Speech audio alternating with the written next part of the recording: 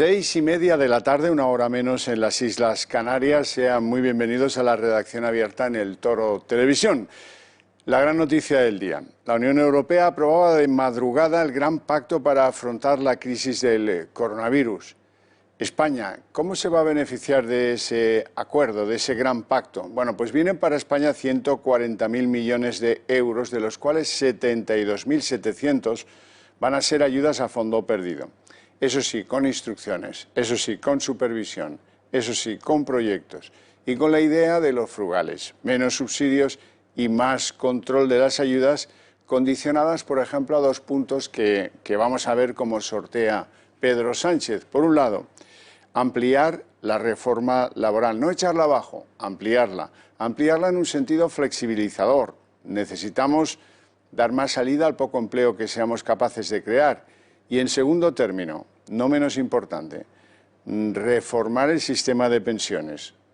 Los europeos creen que gastamos mucho en pensiones. Ese es, en resumen, el gran acuerdo europeo, y ahora veremos sus intérpretes españoles qué saben hacer para corregir el rumbo de la economía española de manera que satisfaga las instrucciones que ha recibido en persona Sánchez de los otros líderes europeos, y que ahora será la Comisión quien va a tener ese papel controlador, fiscalizador de esas ayudas que vamos a recibir.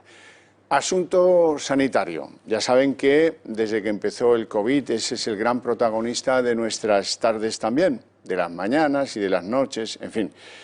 Tenemos que empezar a hablar de la posibilidad de una transmisión comunitaria, algo que explique cómo hay un descontrol en la transmisión, con cada vez más contagiados, sin que esos contagios tengan la gravedad que tuvieron.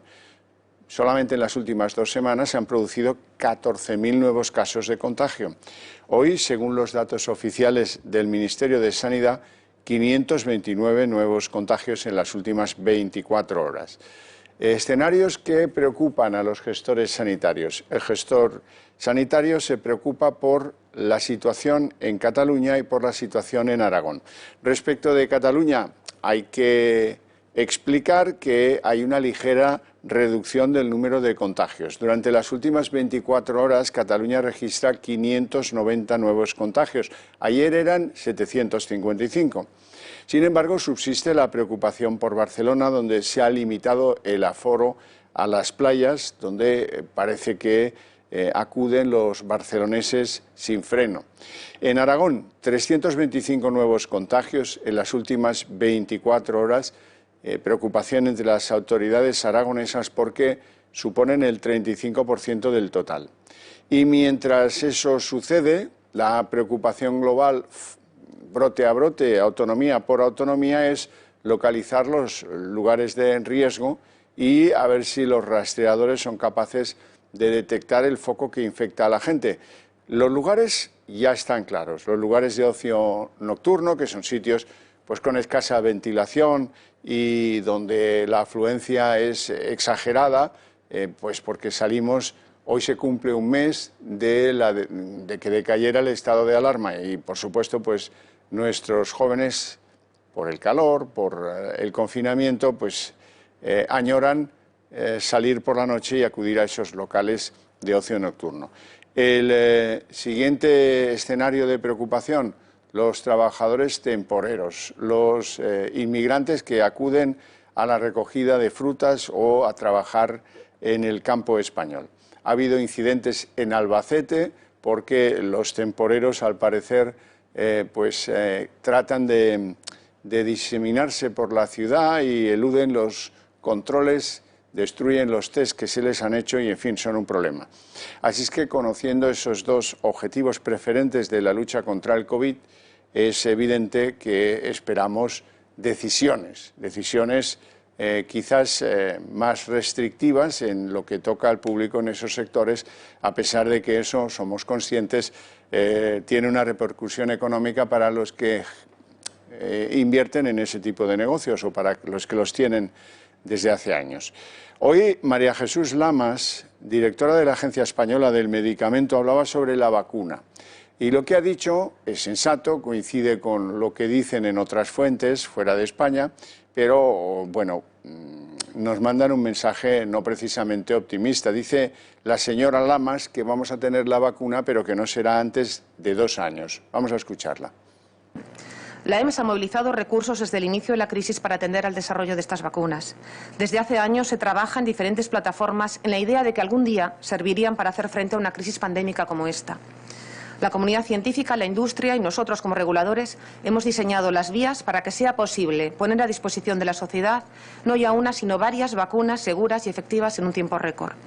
El tiempo medio para desarrollar una vacuna es de casi 10 años, pero estimamos que la vacuna eficaz y segura para la COVID podría estar antes de 2.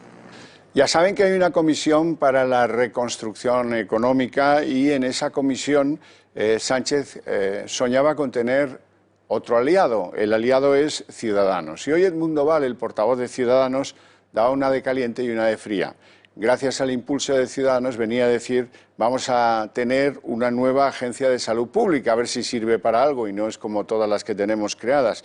Y la parte, digamos, contraria a los intereses de Pedro Sánchez. Dice el de Ciudadanos que van a ser un problema porque no están de acuerdo con muchas de las medidas de esa comisión para la reconstrucción. Una de ellas es que pues se deje fuera a la educación concertada en los planes de esa reconstrucción económica.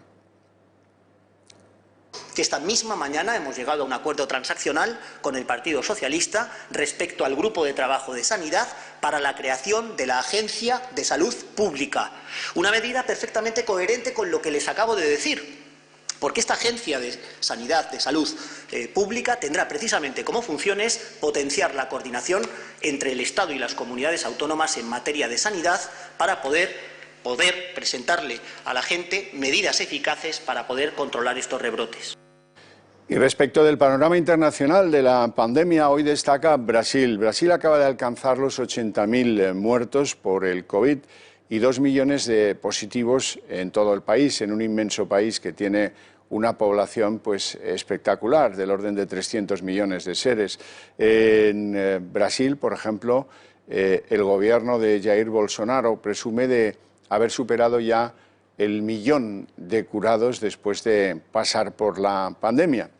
Bueno, pues suerte a los que luchan contra el COVID en Brasil, como no, y en cualquier lugar de América Latina. Hay muchas dudas sobre lo que podemos llamar la evolución del COVID en los tiempos recientes. Dudas que espero pueda aclararnos nuestro primer invitado esta tarde, don César Nombela, científico, microbiólogo y persona que ha investigado microorganismos patógenos. Muy buenas tardes, don César. Buenas tardes. Bueno, a ver si sus reflexiones nos pueden ayudar. Dicen que tenemos 1 millón de asintomáticos, que un 60% de los casos que se están dando pueden ser incluso todos ellos asintomáticos. ¿Qué reflexión le merece? La verdad es que este virus se ha revelado desde el principio como un virus que puede producir casos muy agudos, pero también casos asintomáticos. Y esto no está del todo explicado. Hay varias posibilidades de que esto ocurra, desde factores individuales que determinan una mayor sensibilidad hasta otras circunstancias. Incluso algún trabajo ha documentado que los asintomáticos o algunos asintomáticos no dejan de tener afectación respiratoria cuando se les estudia. Por tanto, que en situaciones como la actual, y especialmente en España, que transcurrido el periodo agudo tan intenso que tuvimos, con tantas muertes, con tantos casos, parecía que se pensaba que ya podíamos haber llegado a dominar la cosa, pues ahora estamos con este grave peligro de esos repuntes que se están viendo y de los cuales o nos ocupamos a fondo o la cosa se va a extender mucho, porque efectivamente ahora además los afectados son de menos edad media y por tanto la proporción de asintomáticos y demás pues es menor. Ya, como no tenemos un mapa epidemiológico, porque no, en fin, no había test o por la razón que fuera, a mí se me escapa, yo no sé si esto de tener ahora más asintomáticos es una circunstancia nueva o podría ser que ya viniera en la fase aguda de la pandemia en España. ¿Qué opina? En la fase aguda, en muchas circunstancias, se llegó a estimar que se estaba diagnosticando la 10ª parte de los casos existentes. Es decir, los casos sintomáticos han existido y van a seguir existiendo porque es una condición de este virus.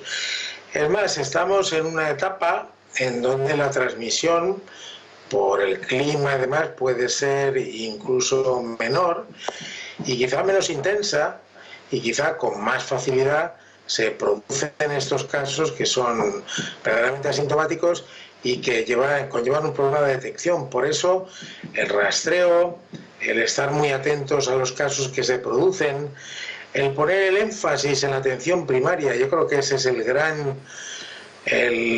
gran asignatura que tenemos todavía en España, potenciar la atención primaria como eje de toda esa detección que ahora tendríamos que estar haciendo y a partir de la cual se podrían emprender mucho mejor los rastreos correspondientes, pues realmente es algo que es fundamental para evitar que tengamos pues un rebrote mucho más masivo en estos momentos, también que lo tengamos en el otoño, porque mucha gente da por hecho que tendríamos que resignarnos a tenerlo en el otoño y yo no creo que tenga por qué ser así. ¿Por qué tenemos una incidencia mayor en jóvenes ahora? Pero casualmente surgió un ruido fuerte. ¿Puede repetirme la pregunta? Claro, que ¿por qué tenemos una incidencia mayor en jóvenes ahora? ¿Incidencia mayor de...? Bueno, le vamos a intentar llamar de nuevo porque veo que tiene dificultades para podernos escuchar don César Nombela. Bien, luego recuperamos la conexión y trataremos de hablar con él. El acuerdo. Hoy no hay más noticia que en el acuerdo. Quiero que vean imágenes del Consejo de Ministros porque se comentan solas. En esas imágenes van a ver la llegada de uno que vive allí, por cierto, y el coro de palmeros, que son los ministros. Irene Montero, por cierto, sin mascarilla, como pues aplauden al gran líder carismático como si viniera de ganar una batalla, cuando parece que le han impuesto los frugales una batería de inconveniencias que ya veremos cómo es capaz de sortear su gobierno en las próximas semanas y meses. Los líderes europeos, justamente a las 5:28 de la madrugada, llegaban al deseado acuerdo, 750.000 millones de euros para el plan de reconstrucción, que supondrán, sin duda alguna, el endeudamiento masivo de Europa. Hemos preparado un trabajo, ya saben que de eso a España lo que llegarán son 140.000 millones y que de ellos 72.700 van a ser ayudas a fondo perdido. Vamos con ese trabajo del acuerdo después de jornadas maratonianas de los líderes europeos. Los jefes de Estado y de Gobierno de la Unión Europea han alcanzado este martes un acuerdo histórico para crear un fondo de recuperación de 750.000 millones con el que relanzar las economías del bloque comunitario, especialmente las de los países más golpeados por la pandemia del COVID-19 como España e Italia. Este plan de reconstrucción, que estará financiado por una emisión sin precedentes de deuda conjunta por parte de la Comisión Europea y tendrá una duración de 3 años, se sumará a un presupuesto comunitario para el periodo 2021-2027 de 1,74 billones de euros. Un éxito de acuerdo según Pedro Sánchez, pero que no satisface al completo al gobierno español. No estamos satisfechos en transferencias al 100%, no estamos al 95%, bueno, pero esa es la negociación. El Fondo de Cohesión, que tanto bien hizo a nuestro país en el ámbito de la competitividad y la cohesión social y territorial, representó poco más de 7.800 millones de euros. Aquí estamos multiplicando casi por 10 esa cantidad. Por tanto, estamos hablando de unas magnitudes inéditas que van a exigir un esfuerzo de gestión enorme El autodenominado Grupo de los Frugales ha peleado durante las 4 jornadas por un fondo de menor cuantía con una contundencia que incluso llegó a irritar al eje franco-alemán de Angela Merkel y Macron y a los socios del sur del bloque como Italia, España, Portugal y Grecia. Macron ha reconocido que ha sido una negociación marcada por las dificultades derivadas de las diferentes concepciones de Europa entre los socios comunitarios, pero ha subrayado que el acuerdo definitivo es proporcionado y el necesario para conseguir lo más importante, que era sacar adelante el fondo de recuperación. Merkel, por su parte, ha señalado que un grupo de países no estaba entusiasmado con la idea inicial del plan de recuperación y los debates no fueron fáciles. Las transferencias se quedarán en 390.000 millones de euros, 110.000 millones menos que los que recogía la primera propuesta que llegó a la mesa de los líderes. El resto del fondo, 360.000 millones de euros, llegará a los Estados miembros en forma de préstamos que tendrán que devolver. Y lo más llamativo del caso, que a pesar de la euforia que ha vivido esta mañana el Consejo de Ministros, con esos aplausos y la recepción del héroe que viene después de ganar la batalla, resulta que han empezado a contar que, bueno, qué satisfacción, qué bien, porque ya no será obligatorio pedir rescate en septiembre. No se nos había dicho hasta ahora, pero en cualquier caso, algunos ya intuíamos que por ahí podían ir las cosas según cómo salieran estas negociaciones con Europa. La verdad es que el líder del Partido Popular, Pablo Casado, dice que el acuerdo al que han llegado en Europa es una enmienda a los planes de Sánchez. En tercer lugar, consideramos que este acuerdo, este buen acuerdo, es una enmienda a la política del Gobierno de España en cuanto a sus pactos de investidura con Podemos y los más recientes con Bildu y con partidos nacionalistas. La responsabilidad compatible con la solidaridad de los Estados miembros y de las propias instituciones comunitarias es algo que pensamos que va a ser muy positivo para las políticas que se tengan que afrontar desde el Consejo de Ministros y que contarán, si son responsables, con el apoyo del Partido Popular en las Cortes. Bueno, interrumpimos este relato porque ya tenemos de nuevo conexión con don César Nombela, a ver si ahora no nos interrumpen esas obras que se colaban por algún lugar. Le preguntaba si hay algo que explica esa mayor incidencia en los jóvenes. ¿Cómo lo ve? Sin duda que toman menos precauciones, que consideran que hay menos peligro, que las personas mayores se están protegiendo más y que por otro lado pues tampoco hay un rastreo suficiente como para controlar desde el principio. Yo creo que esa despreocupación, hombre, realmente hemos visto en fiestas y demás donde se han producido contagios. También lo hemos visto en lugares donde se acumulan trabajadores que venían de fuera, también pueden ser gentes con unos promedios de edades que hagan que se haya rebajado la edad de los contagiados notablemente y que por ello pues estemos en una especie de rebrotes que son muy diferentes de lo que fue el periodo agudo, pero que nos tienen que poner muy en guardia. En cualquier caso, los rastreos, en lo que toca a estos jóvenes que ahora se contagian, fracasan a la hora de justificar ese contagio. No acaban de encontrar la causa que produce el contagio en los contactos que declaran los afectados. Entonces, bueno, cabe preguntarse si no es que estamos ante una transmisión del virus masiva que no sea tan rastreable, ¿no?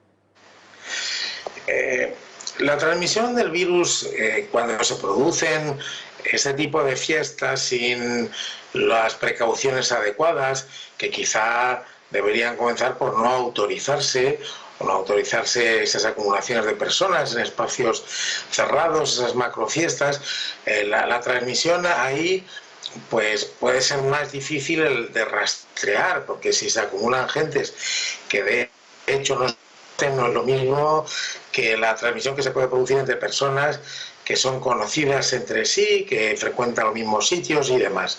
¿Esto qué quiere decir? Pues que las autoridades tienen que poner mayor énfasis en ese control y en ese rastreo de lo que pueden ser los posibles contagios.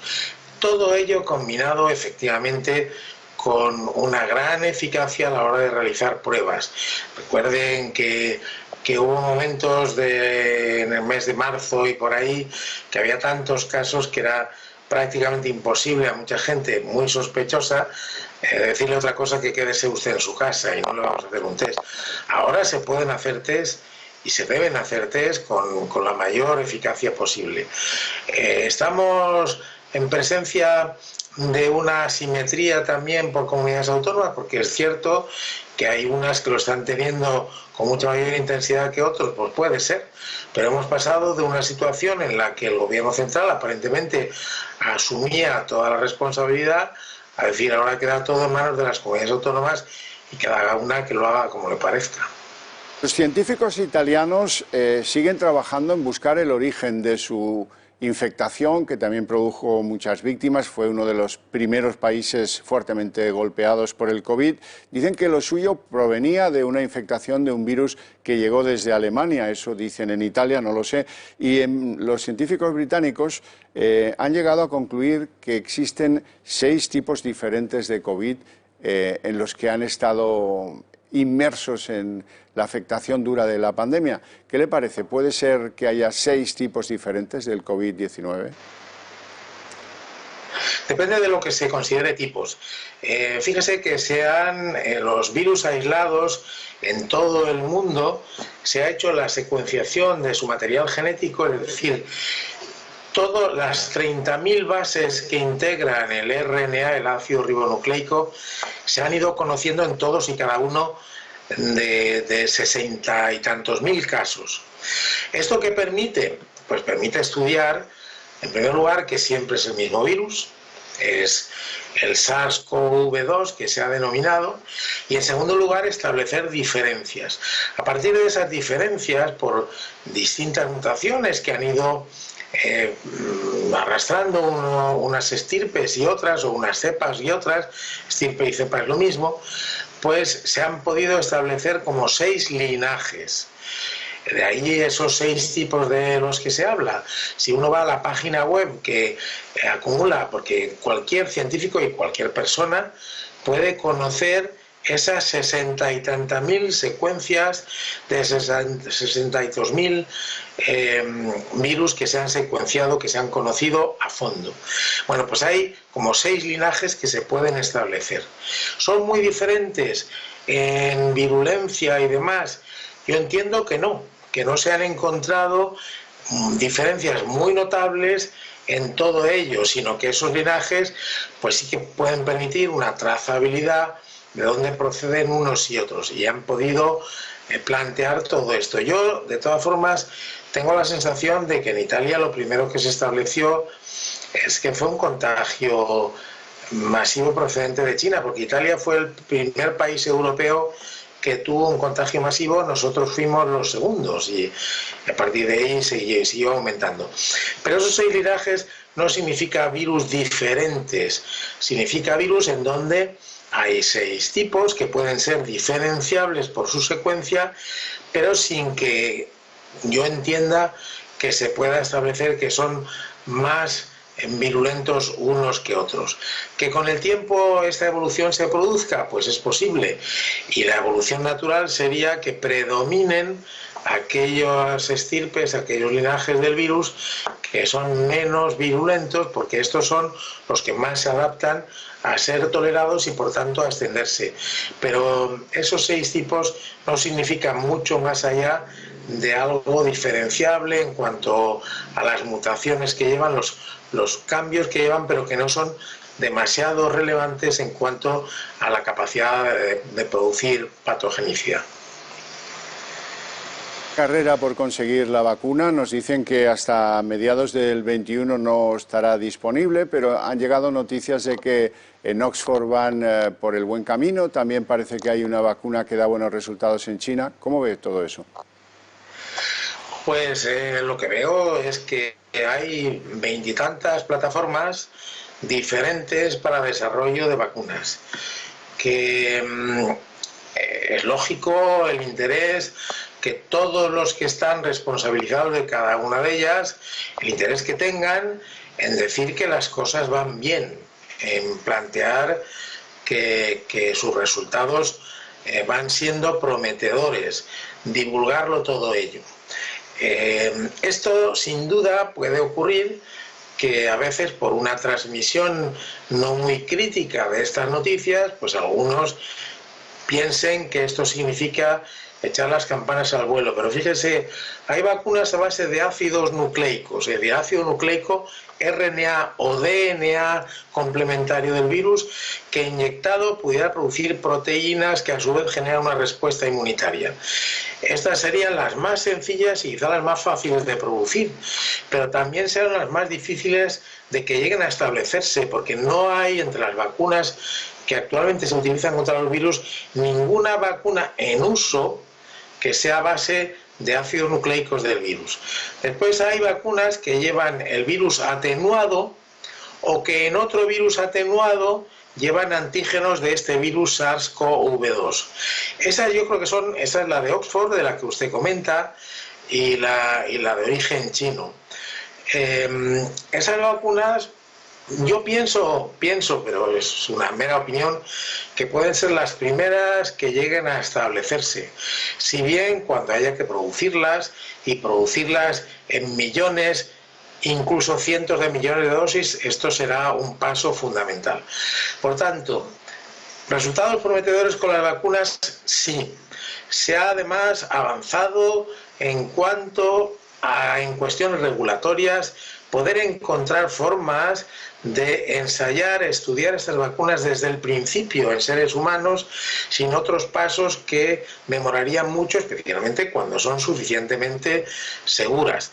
Resultados prometedores de la de Oxford, publicados en la revista Lancet, y pintan bastante bien, como digo, pero ellos mismos reconocen que se requiere el paso final de si realmente son protectoras, porque lo que han demostrado es que inducen la producción de anticuerpos, que inducen la activación de células del sistema inmunitario, porque la inmunidad se compone de los anticuerpos que producimos o de las células del sistema inmunitario que se activan en nuestro organismo y que van dirigidas contra los patógenos.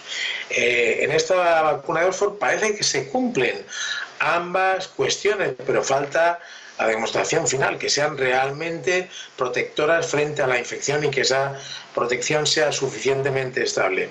Creo que podemos ser razonablemente optimistas en cuanto a que podamos llegar a tener una vacuna. No sé decir que a primeros del año que viene o a mediados, o incluso algunos avanzan que podrían estarse ya empleando a lo largo de este año, me parece un poco arriesgado, porque una vacuna no solamente es estudiar, investigar y demostrar que es adecuada, sino después producirla, y ese paso, crear las estructuras industriales para una producción masiva, a pesar de todo, pues puede llevar su tiempo, pero naturalmente podemos ser razonablemente positivos en que habrá vacuna, entre otras cosas porque este virus no es tan variable como otros frente a los cuales hay vacunas también y hay que cambiarlas todos los años, como es el virus de la gripe. Este virus puede ser menos variable y llegar en un tiempo razonable a disponer de este tratamiento preventivo que es la ansiada vacuna.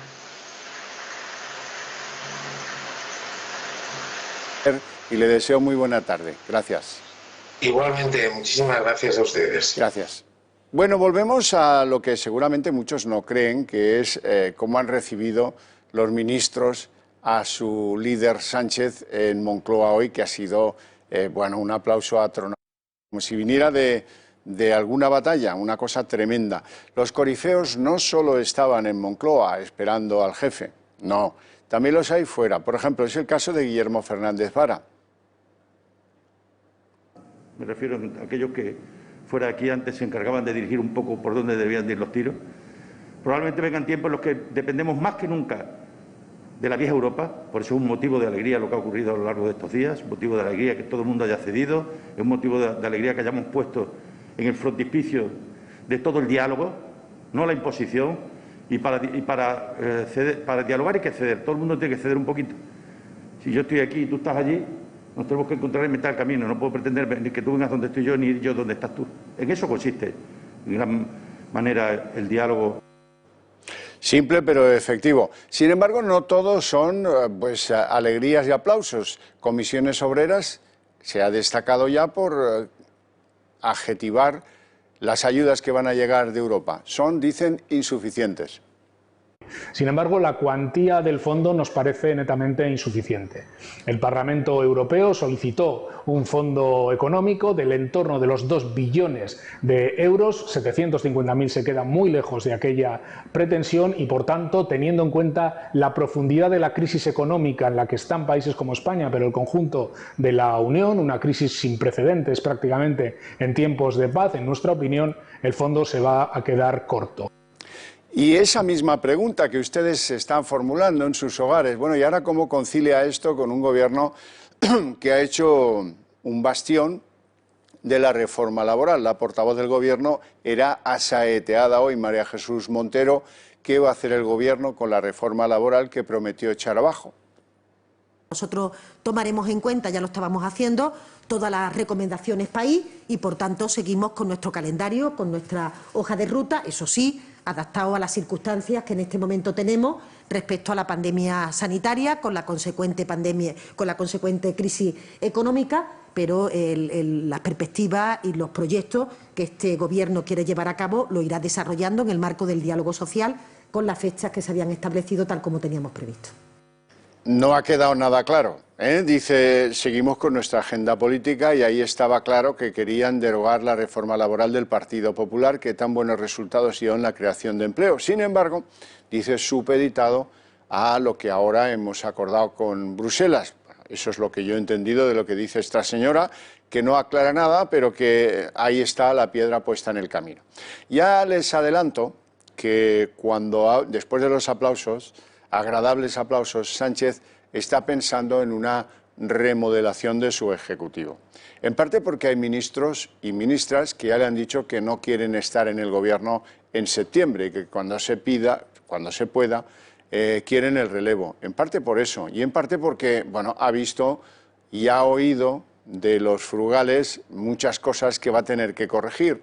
No me extrañaría nada que se anunciara una remodelación del Consejo de Ministros con menos carteras y que Sánchez tratase de incorporar perfiles técnicos para satisfacer esas dudas que pueden tener muchos en Europa respecto a su afición por el gasto, que es absolutamente contraria a cualquier criterio de frugalidad. Pero eso lo tenemos que ir viendo en las próximas semanas. Vamos a hacer una pausa de publicidad y a la vuelta abrimos la página de Economía.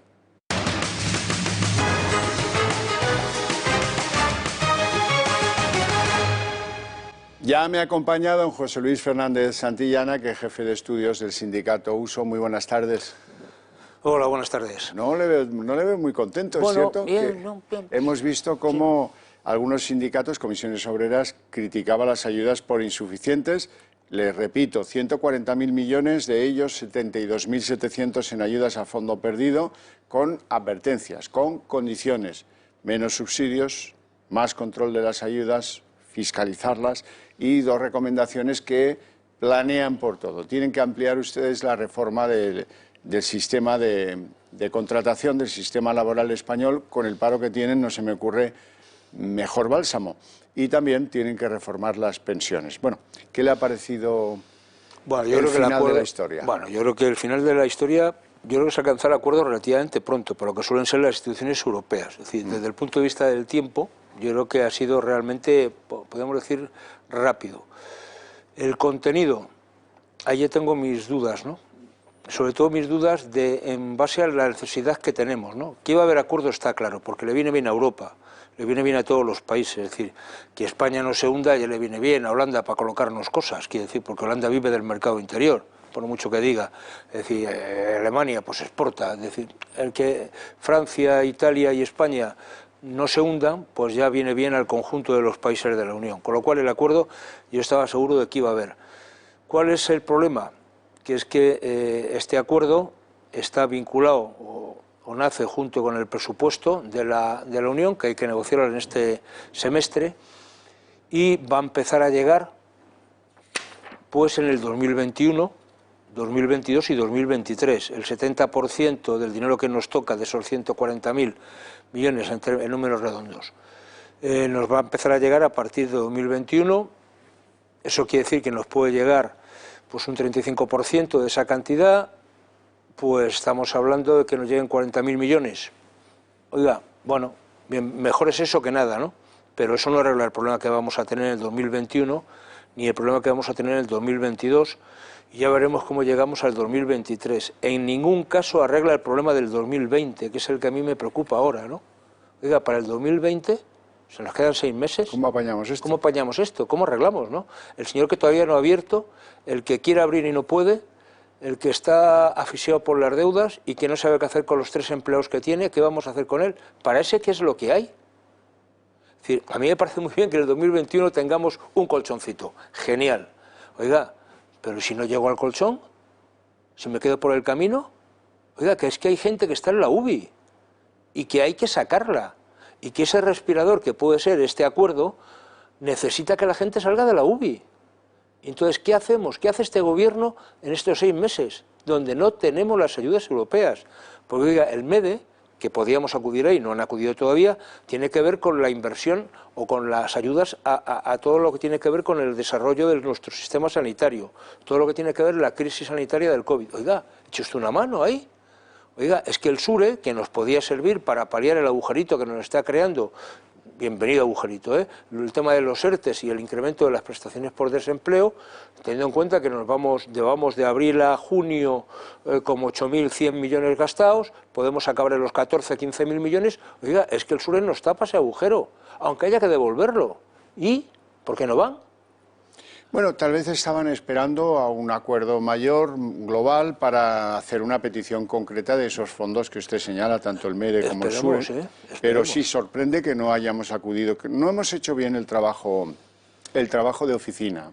No, yo creo que no, y sobre todo, insisto, decía, hombre, mira, yo digo de este presidente de gobierno que tenemos que no se besa porque no se llega, como es alto, pues a lo mejor no llega, y que se aplaude, bueno, hasta el respirar. Oiga, pero es que este acuerdo, digo, siendo bueno para el conjunto de la Unión, yo creo que tiene algunos elementos novedosos, sobre todo de compromiso de la propia Unión Europea, el hecho de que este acuerdo se va a sufragar con la emisión conjunta de la deuda, con el endeudamiento de todos, a tope, ¿no? O sea, todos, o sea, esto ya no se ha, ahí tenemos los eurobonos o los coronabonos o como lo queramos llevarlo, se han plasmado. Es decir, que es un acuerdo realmente importante desde ese punto de vista de la financiación. Pero diga, me parece que para nosotros nos llega muy poquito, ¿no? Y que a alguna gente no le va a llegar. Entonces, salvo que esto a quien le llegue va a venir muy bien, pero oiga, que no son cantidades que van indiferenciadas, es decir, que tenga usted el dinero y gaste solo en lo que quiera, no. Lo que dice el acuerdo es que hay que presentar un plan de reformas y de inversiones que se tiene que evaluar por la Comisión Europea y a partir de decir, ok, ahí está, o sea que hay que pasar un primer filtro. Oiga, ¿dónde está el plan? ¿Lo tienen ya? ¿Cuándo lo van a presentar? Porque las cosas de Palacio van despacio, sobre todo en Europa. Ese plan, si no se está cumpliendo, es el que países como Holanda pueden decir, oiga, un momento, paralicemos la entrega porque no se está cumpliendo. La primera entrega seguro, los primeros 44.000 millones no van a llegar, pero los segundos, veremos si nos llevan a examen. Y nos pueden decir, oiga, ¿nos lo van a dar? Sí. ¿Nos lo van a dar todo de golpe? Pues seguramente no.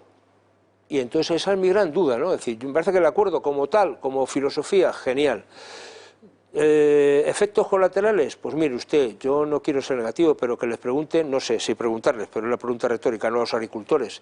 Es que en la PAC le van a meter un recorte del 10%, por ejemplo. Es la gran pagana de todo este acuerdo. Por ejemplo, ¿no? Es decir, es que hay otro tipo de fondos que estaban ahí previstos que se han recortado, algo que nuestro gobierno es muy entusiasta, pero vamos a ver si lo tienen. Pero esto hay un fondo que eran de 30 a 35.000 millones que se queda en 10.000 dedicado a todo el tema de la transición energética, ¿no? Oiga, pero por otro lado nos dicen que 30% del dinero tanto del presupuesto como de este fondo hay que dedicarlo a proyectos, digamos, de energías limpias, energías renovables, de proyectos de... Pues entonces, ¿cómo cajamos una cosa con la otra? Los planes de empleo joven prácticamente desaparecen, ¿no? Los planes de inversiones para las pymes desaparecen. Entonces yo creo que un país como el nuestro, con una grande necesidad, sobre todo en su entramado empresarial, que es de muy pequeña empresa, van a llegar muy poco dinero para estas, que son nuestro entramado empresarial. Las grandes les va a llegar, porque siempre tienen un cuenco muy grande donde recogen y pillan, ¿no? Pero Me parece que, pensando en el conjunto, lo veo... Bueno, yo me felicito por el precedente, pero me parece que, insisto, tenemos empresas y, por tanto, trabajadores de empresas que están en la UBI, que hay que sacarles de ellas y que no podemos esperar al mes de enero del 2021 para sacarles. Hay que sacarles ya. Usted, que es un experto en el asunto pensiones, seguro que ayer no le pasó desapercibida la publicación en un periódico digital de un correo electrónico del Gobierno en el cual parece dibujarse un plan de recorte de las pensiones que afecta a 900.000 españoles. Bueno, vamos a ver, ¿no? Es decir, ¿en qué se queda eso? Yo creo que no lo van a hacer, que están lanzando globos sonda, ¿no? Es decir, porque yo creo que el tema de fondo va a ser presionar para aminorar el importe de las nuevas pensiones iniciales y no tanto tocar las actuales. O sea, que yo creo que ese palo va a llegar al que se va a jubilar en enero del año que viene o en enero del 2022. Y ampliarán el plazo de jubilación. Por supuesto, dice usted. Por supuesto, vamos a ir a los 70 en cuanto... De cabeza. De cabeza. Yo creo que por ahí van a ir las grandes líneas de la reforma y sobre todo endurecer, que puedo estar más o menos de acuerdo, en todo lo que tiene que ver con el suprimir aquellas trapicheos, coloquialmente hablando, para anticipar la edad de jubilación sin causa realmente justificada, ¿no? Esto de que la gente se va a los 62, bueno, pues porque sí, y una parte de 2 añitos ya los paga el desempleo y luego ya con 64 me jubilo, aunque pierda un poquito de la pensión, eso yo creo que hay que cortarlo bastante, salvo que haya una causa justificadísima por un plan de reconversión, por una industria que desaparece, porque algunas situaciones sean imposibles de solucionar de otra manera, ¿no? Pero hay que intentar que la edad real a la que la gente se está jubilando se adecue a la edad legal. Y ahí tenemos un colchón de 3 o 4 años de diferencia. Y luego está el gran Rubicón, que es cómo echan atrás las pretensiones de derogar la reforma laboral cuando Europa lo que pide es que avancemos en la reforma laboral. Ahí tenemos el gran asunto político que está detrás de este acuerdo. Lo que pasa es que yo, parafraseando, no sé si la frase era exacta, ¿no? Lo que decía la ministra Calviño, pues que no toca, o que era una tontería tocar ahora la reforma laboral, ¿no? Tal como tenemos la situación ahora mismo en nuestro país. Yo creo que eso no es el gran problema ahora mismo de fondo, ¿no? Porque el drama es, oiga, vamos a ver cómo contenemos la sangría. Y la sangría no es movida, no es debida a cuestiones de alguna manera de situación de carácter laboral, sino situación de parón de la economía, y por tanto, si no hay actividad económica, el empleo se resiente y desaparece. Ponga usted esta reforma la que ponga, con lo cual me parece que hay que ser prudentes. Yo creo que en Europa lo que nos están diciendo es, oiga, déjese de bromas, ¿no? Es decir, pues si hay algo que sirvió esta reforma, y no es que a mí me entusiasme, porque yo creo que ninguna reforma cumple los objetivos que nos cuentan para lo que nacen, es frenar la destrucción de empleo. Para eso sirvió, no tanto para crear, que posteriormente, cuando se saneó la economía, empezó a crear empleo, pero porque se saneó la economía, o sea, no... Porque yo sigo diciendo lo mismo, con la misma legislación laboral, País Vasco, más allá del régimen fiscal, está por debajo del 10% en tasa de paro, Madrid está en el 10 o 12, o La Rioja también está por debajo del 10. Andalucía, con la misma reforma laboral y con la misma legislación, está cerca del 25, 26% y ha llegado al 30%. Luego hay algo más que la legislación laboral. Ahora, ¿van a ser capaces de tocarlo? Yo creo que no, porque precisamente entre las cosas que hay que poner en ese programa de propuesta, usted no puede llevar que entre sus propuestas está flexibilizar o hacer más, no sé de qué manera, el ámbito laboral, porque este país realmente lo que necesita es seguramente más estabilidad en el empleo. Y empleo el término estabilidad, para no hablar de más fijeza, ¿no? Somos el país de Europa con la mayor tasa de temporalidad que existe. Cuando uno lee todos los preámbulos de cualquier modificación o reforma laboral, todo su objetivo es acabar con la que llaman dualidad de nuestro mercado laboral, es decir, la desproporción de condiciones que hay entre los temporales y los indefinidos. Por tanto, cualquier reforma, desde mi punto de vista, que vaya a cortar esa reforma, que haya más gente que se beneficie de una contratación indefinida, porque el puesto de trabajo lo requiere. Hay que volver al principio de causalidad en la contratación. Si un trabajo es estable y es fijo, oiga, haga usted un contrato estable o fijo. Si usted va a contratar a alguien para servir copas el fin de semana, pues haga un contrato temporal de fin de semana y ya está. Si no pasa nada, si no hay que demonizar la contratación temporal. Ahora, siempre que se utilice para el fin que está previsto que se haga y no simplemente como un mecanismo de ingreso de los jóvenes en el mercado laboral, porque eso es un despropósito que no hay parangón en ningún país europeo que lo haga. ¿Que hay que reformar? Bienvenido sea. Oiga, pero ¿qué hacemos con las nuevas realidades del teletrabajo que se quiere legislar? ¿Qué hacemos con todo el tema de las plataformas en el Internet que no está regulado? Oiga, ¿por qué no aprovechamos para no hablar de reformas laborales, sino hablar de una modificación global y en positivo de nuestra legislación laboral para adecuarla al siglo XXI y que, por tanto, ayude a la gente a encontrar más y mejores empleos y que mejore más la productividad? ¿Por qué no hacemos una cosa de esas? Yo me apunto, ¿eh? Sí, sí.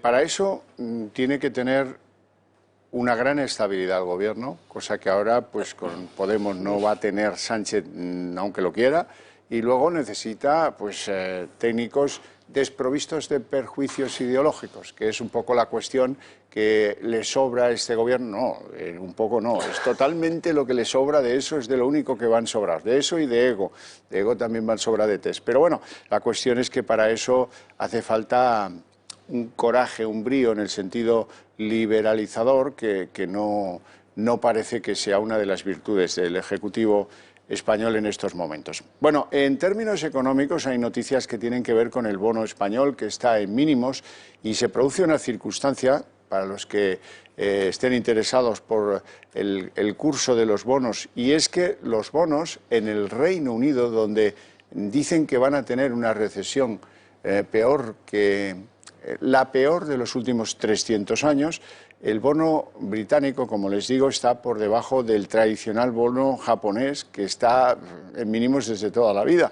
Así es que eso ha encendido las alarmas. No sé yo si el bono español también llegará un momento en que esté en mínimos históricos y comparativos. Bueno, es posible, ¿no? Es decir, que en esta situación al final es crearse una situación donde, bueno, se deprecia todo, ¿no? Y por tanto incluso el valor, ¿no? Yo me parece, cuando volví un poco al tema de la insuficiencia no del acuerdo, yo esta mañana miraba los datos de la deuda que tenemos emitida, ¿no? No la que queremos emitir, sino lo que ya está en circulación por parte de España, ¿no? Que está un poco afectada por esto que estamos hablando también. Oiga, es que en 2020, en el año en que nos encontramos, tenemos ya emitido más de 80.000 millones.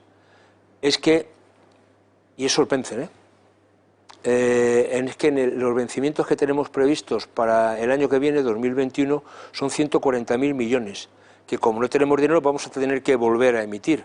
Empecemos a sumar 80 más 140, 2 años, ya estamos hablando de 220. Eso solo con lo contraído. Solo con lo que con los vencimientos de deuda que están previstos en estos 2 años. Oiga, si a eso le añadimos un déficit que puede estar rondando el 12% del PIB, siendo, bueno, generoso, si no nos vamos al 14, pues póngale otros 120.000.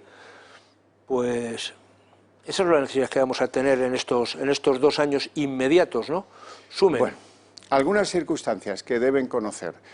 Amancio Ortega, el alma de Inditex, Zara, etcétera, es el multimillonario que más dinero pierde en 2020, consecuencia de sus actividades y de la afectación que han tenido sus empresas por el COVID.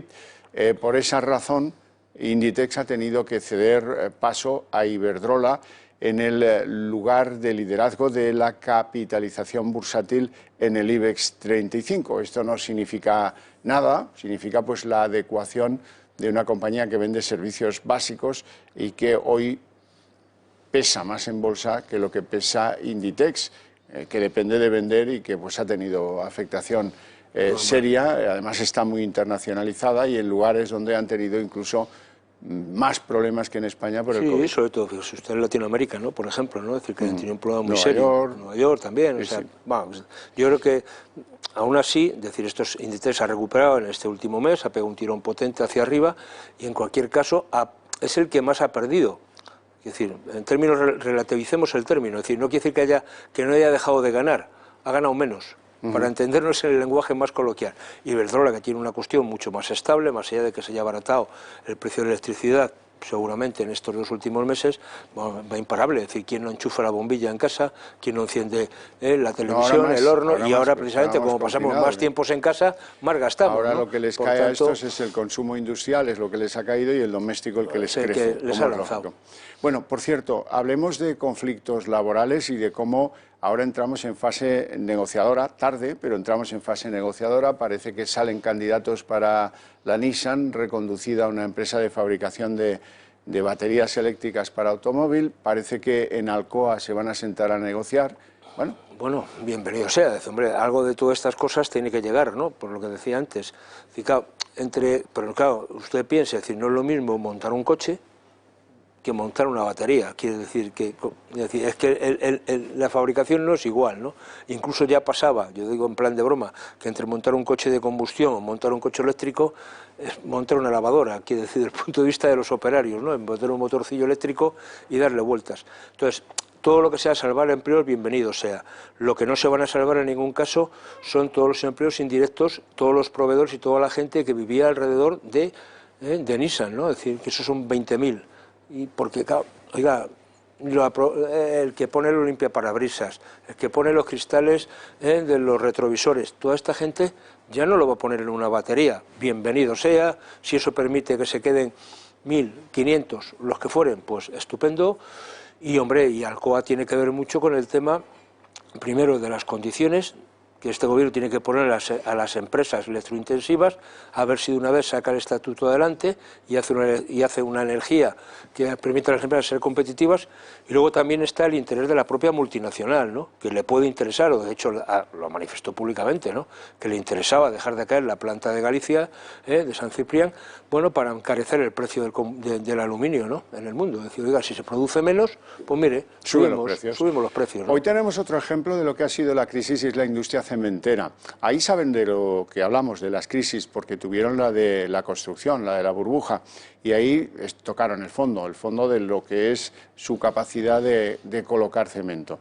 Ahora están en el 2020 en un 20% abajo, y dicen que están en lo peor de los últimos 8 años, justo pues cerca de los parámetros de la crisis del 7, 8 y 9. Sí, pero vamos, es que, digo, la construcción parecía que remontaba un poquito, se ha vuelto a paralizar, y luego hay otra parte importante que tiene que ver con esta industria, que es la obra pública, ¿no? Que está absolutamente muerta y paralizada, ¿no? Y, hombre, cuando el gobierno dice que va a hacer, oiga, pues mire usted, ¿no? Haga usted un plan, ¿no? De inversiones en obra pública rentable, eficiente, es decir, mire, solamente sea mantenimiento y echar cementillo y arreglar aquello de nuestras autovías, ya vendría muy bien, ¿no? Y sobre todo si eso lo hace en la red de carreteras nacionales, que usted quiere ahora controlar y que no haya exceso de velocidad para recortar accidentes, que bienvenido sea. Oiga, si usted pavimenta bien y usted echa ahí unos eurillos en ese mantenimiento, qué bien nos va a venir a todos, ¿no? O sea que cosas se pueden hacer. Y desde luego tiene que ver mucho, insisto, con la obra pública, ¿no? Y esta está parada, llevamos 2, 3 años de una parálisis brutal. Así es. Don José Luis Fernández Santillana, un placer enorme tenerle en el programa. Muchas gracias por sus opiniones y le deseo una feliz tarde. Muchas gracias. Bien, gracias. Yo sigo con el asunto político. El asunto político, además del gran acuerdo de Bruselas, de los aplausos al líder carismático Peter, ha tenido algunos otros elementos. Uno de ellos tiene lugar en Barcelona. En Barcelona se ha empezado a celebrar en el Tribunal Superior de Justicia de Cataluña el juicio a los que componían la llamada Mesa del Parlamento de Cataluña por su emplazamiento a la República Catalana, ya se acordarán todos, ¿no? Bueno, pues ha empezado ese juicio, como les digo, y a consecuencia del inicio del juicio veremos a qué conclusiones llegan los magistrados del Superior de Cataluña. Hay declaraciones políticas ad extensum. Por ejemplo, la del líder de Vox en Cataluña, Ignacio Garriga, que dice que espera condenas para los miembros de la mesa que actuaron ahí de impulso del golpismo o del secesionismo en aquel referéndum del 1 de octubre. Vamos a la opinión de Garriga. Y hoy empezamos la vista con los miembros de la mesa del Parlamento, a los cuales esperamos que también acaben condenados. Durante 40 años, la complicidad de los sucesivos gobiernos han permitido que la Generalitat esté en plena rebeldía, que un presidente ilegal esté dirigiendo Cataluña. Frente a eso, decimos alto y claro que ya nada va a ser igual, que se abre un horizonte de esperanza y que ante la complicidad y la connivencia del Partido Popular, Partido Socialista y la cobardía de Ciudadanos, que se fue corriendo hacia Madrid y ahora es la muleta de Pedro Sánchez, Vox dará la batalla sin cuartel a favor de la libertad, a favor de la unidad de España y a favor de recuperar esa Cataluña que nos han secuestrado. ¿Y los independentistas cómo han recibido este comenzar del juicio a la mesa del Parlamento? Pues en tromba, todos en defensa de los que componían la mesa y están sentados en el banquillo de los que están investigados. En primer lugar, Òmnium Cultural. Dicen que el juicio pone en riesgo la democracia. Pues hoy nuevamente estamos aquí ante el Tribunal Superior de Justicia de Cataluña para acompañar la mesa del Parlamento de Cataluña en una nueva ocasión que es altamente preocupante, que significa nuevamente esta vulneración de derechos fundamentales del Estado, esta persecución de la disidencia política. De todas las ocasiones que hemos venido aquí acompañando los políticos que han sido juzgados o condenados, hoy seguramente es de los casos más graves, porque lo que se está dirimiendo en esta sala es si el Parlamento de Cataluña puede o no puede ejercer en plenitud sus competencias, que es poder debatir sobre cualquier cuestión. Eso es lo que permitió la mesa del Parlamento, Mireia Boya, y por lo tanto hoy estamos aquí precisamente para decirle al Estado que basta ya de esta represión. En esta nueva triple alianza de la Fiscalía, la Abogacía del Estado y Vox, que son nuevamente los que están persiguiendo a la disidencia política, los que están intentando condenar a todos aquellos que piensan distinto. Por eso nuevamente hoy estamos aquí para defender estas libertades, esta democracia y para denunciar esta persecución política. Se le olvida al caballero este que lo que está viendo el Tribunal Superior de Justicia de Cataluña es si la mesa del Parlamento pues se saltó la ley. Dura lex, que decían los técnicos. La cuestión es que en lo mismo andan Junts per Catalunya, en defender a la mesa. Expresar nuestra solidaridad con los miembros de la mesa del Parlamento en un juicio más, en este carrusel de vergüenza, de represión que representa la actitud del Estado español después de el otoño del 2017. Llevamos demasiado tiempo viviendo esta situación acumulada de casos reiterativos de represión. El Estado español cada día nos recuerda cuál es su estrategia. El Estado español cada día nos recuerda que su estrategia es equivocada. Con represión no van a solucionar nada, porque hay un compromiso cívico y político de dar solución, de dar viabilidad a la expresión política absolutamente legítima de aquellos que quieren una nueva conformación política para Cataluña. Como ven, nos hemos olvidado de la ley, si vulneraron la ley o no vulneraron la ley, que es lo que se está dirimiendo en ese Tribunal Superior de Cataluña. Esquerra Republicana, con el mismo planteamiento, la mesa está sentada en el banquillo por ejercer la democracia. No, la mesa está sentada en el banquillo porque se saltó la ley, o supuestamente se saltó la ley. Esperemos a ver qué dicen los jueces, si hubo quebrantamiento de la ley, y entonces, pues consiguientemente, una sentencia en contra de los que cometieran ese abuso. Pero bueno, vamos a escuchar al representante de Esquerra.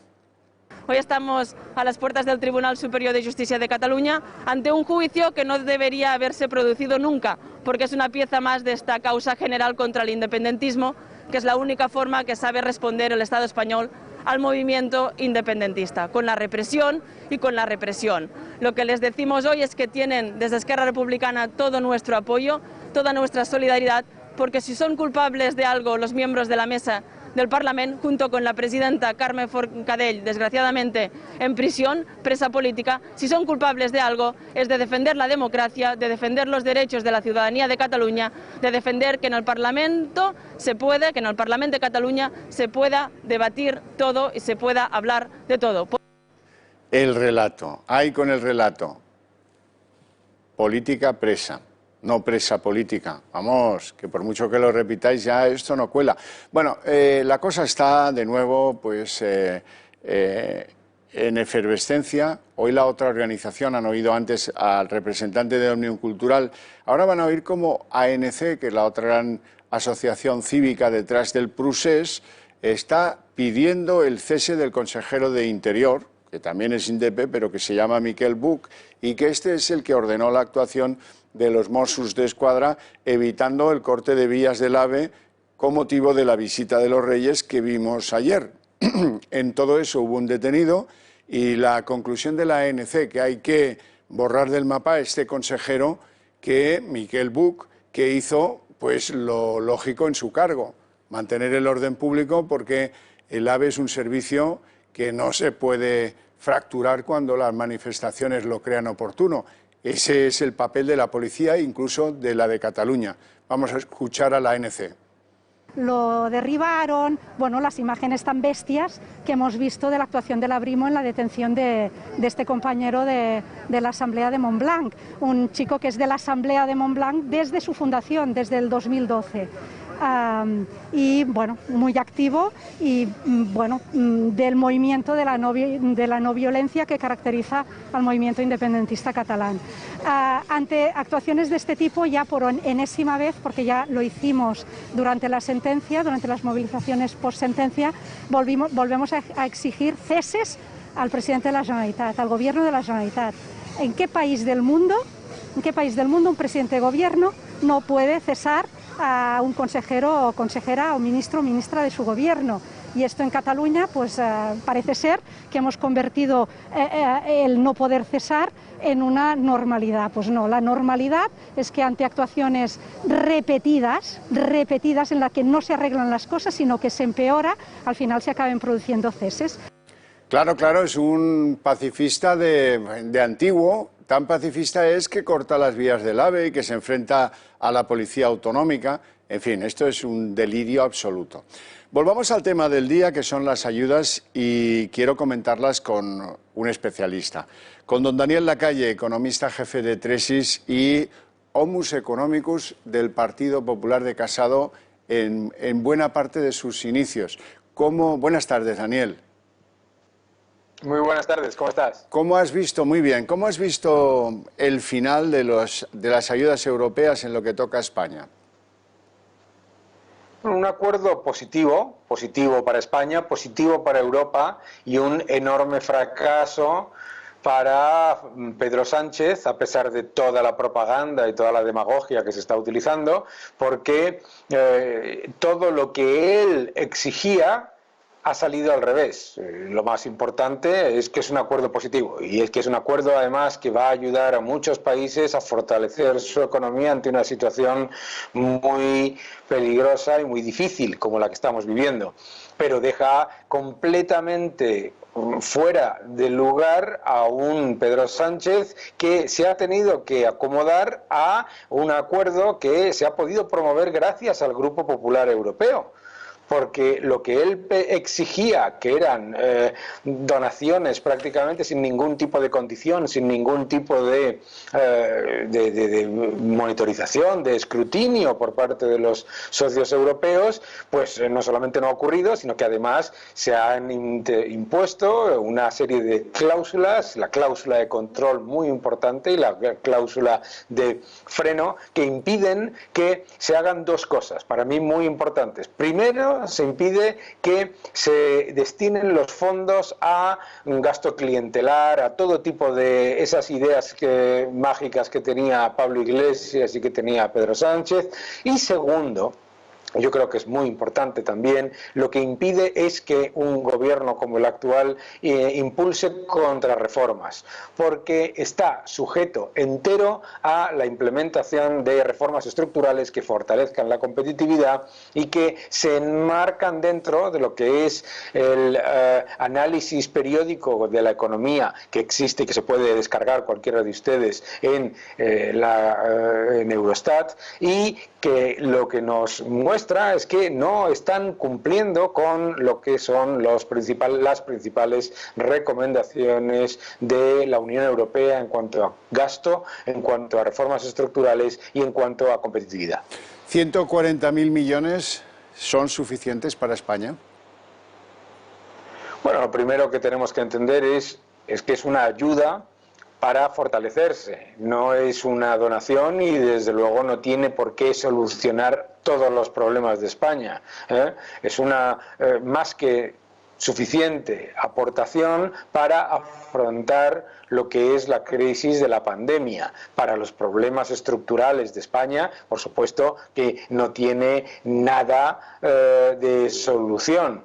Recordemos también que este dinero no se va a utilizar para gastos ya generados, para desequilibrios presupuestarios ya creados. Esto es para proyectos que se van a aprobar en la Comisión Europea. Esto no es para el déficit del año 2020 ni el del año 2021 de España, ni va a esconder los problemas estructurales. Por lo tanto, no solamente son ayudas para mejorar la competitividad de España, no solamente van para el sector privado, van al sector público una parte y otra parte al sector privado, pero no puede pensar Pedro Sánchez que es un cheque en blanco para él y sus socios. Es para la economía española y las reformas estructurales van aparte.